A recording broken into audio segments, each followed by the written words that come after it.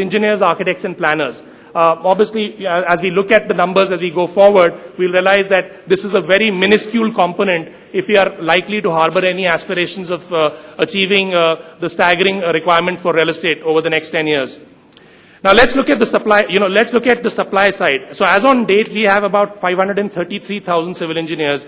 And in terms of the incremental increase every year, we are adding 27,000 civil engineers a year. So that's the total supply that is coming up. Now, what is the average demand as on date is about 4 million civil engineers, and that is really what is going to be required. Assuming, we were doing 4 million civil engineers were coming out, then there wouldn't be a demand-supply gap. But the fact is that the actual supply is only about 600,000. And so really, by 2020, if the numbers, if supply is not augmented, there's going to be a shortfall of about 39.4 million civil engineers in this country. I'm not going to dwell into other aspects about the fact that, in our country, there are lots of specialized skill sets that are currently missing. So, whether it's, quantity surveying, whether it's cost management, whether it's facilities management, and there are lots of very specialized skills, which are available internationally, but those aren't available here. So architects, civil engineers pretty much end up doing a number of very specialized disciplines, and that's an area that I think that will have to be addressed by the academia as we kind of go forward. Looking at total number of architects, this number could be, I think Dr. Jain mentioned about 65,000, but our numbers might be, tell us that the Council of Architects have about 49,000 registered architects with them. Only 3,800 are being added every year. Against an annual demand of 396,000 architects. Which will mean that if this, again, supply does not keep, the amount of supply coming out of academia does not keep pace with demand, this number is likely to again move to about 3.6 million professionals by 2020. Let's look at planners. We've got more than close to 6,000 towns in this country. Total supply as on date, the total number of planners working in the country is 16,000.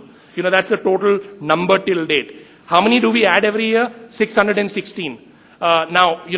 If we look at what is the annual requirement, it's about 119,000 over the next 10 years. That's the number that needs to be added every year, considering, the fact that planning has always been a huge issue as far as this country is concerned, because we've always taken more reactive steps rather than proactive steps. And again, part of it is linked to the actual supply of planners coming into the country. As a result, because you don't have core sector professionals, there are professionals like us who come from non-real estate backgrounds, who have worked in real estate and have pretty much learned on the job, which is good in a way, but which isn't ideal. Again, so really in terms of non-core professionals, which are management professionals or chartered accountants or lawyers, again, large requirement. 663,000 is the requirement.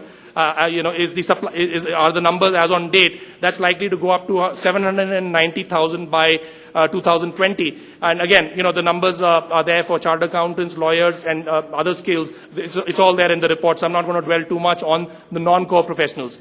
But, this landscape is important. I think this is something that I highlighted, whether it's valuers, whether it's planners, whether it's engineers, whether it's architects. There are many sub-specializations that exist, and I guess, there is a requirement for focusing on developing some of these skills, and that's the area that the RICS is committed to addressing. And that's really where I'm looking at this forum as a platform for us to actually look at working with CREDAI in terms of saying, CREDAI is doing some fantastic work on the non-core, on the workers side. I think our focus is more the core professionals in getting more academia to set up more courses, setting standards in terms of curriculum, in terms of creating the know-how, getting best practices in different areas, and then, creating a lot of specialized courses in a number of these areas to ensure that, we're able to address the needs of the industry. So that's the area that, we'd like to work very closely with CREDAI on.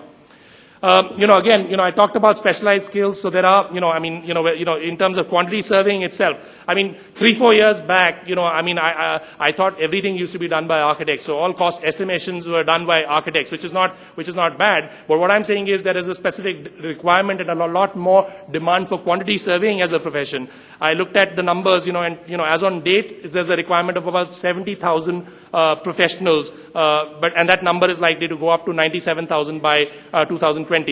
again, whether it's valuers, whether it's facilities managers, the numbers are, this is a great career opportunity for a lot of professionals. And the more professionals that come into the sector, the better it is going to be from the point of view of delivery and also from the point of view of creating more, more competition. And more competition is always good because, it's just enhancing standards within the industry.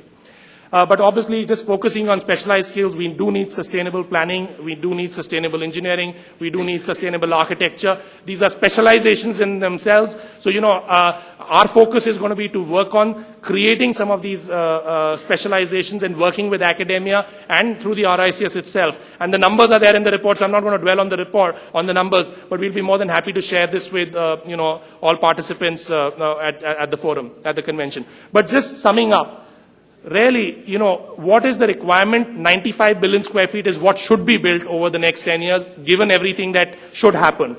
What is the requirement in terms of what is the likely demand-supply gap that is likely to happen for core sector professionals is likely to be 44 million if the current supply trends continue. And I think that's the important thing that I wanted to emphasize through the report. And, that's really why we commissioned this report. And I think it's important. I'm not going to dwell on the fact that what the challenges are. I mean, finding good people is a challenge. And, that's definitely an area that, we all need to kind of work together towards addressing. But just summing up, obviously, we are working very closely with academia, trying to get more universities to set up more courses at the bachelor's and master's level. We ourselves are focused on trying to create more education. We've launched a number of specialized programs to try and create the skilled manpower. We're doing lots of specialized workshops. There is something, we're just doing on, industrialized mass housing techniques, and something that we're doing in December, which is, again, wherein, again, which is a forum. At the end of the day, that offtake has to happen by CREDI members because they're the ones who are building India. So in that sense, our focus is going to be to get those good practices into the country and, try and disseminate, this knowledge. But just the fact that I think we all need to collaborate. I think that's the key message that I'd like to talk about. Whether it's CREDI, whether it's RICS, we're all looking at creating transparency, standards, professionalism within the industry. And if that's the objective, we need to combine this with what academia is producing to make sure that academia is producing more people who are meeting the needs of the industry. And that's really the message that I wanted to convey. Thank you so much.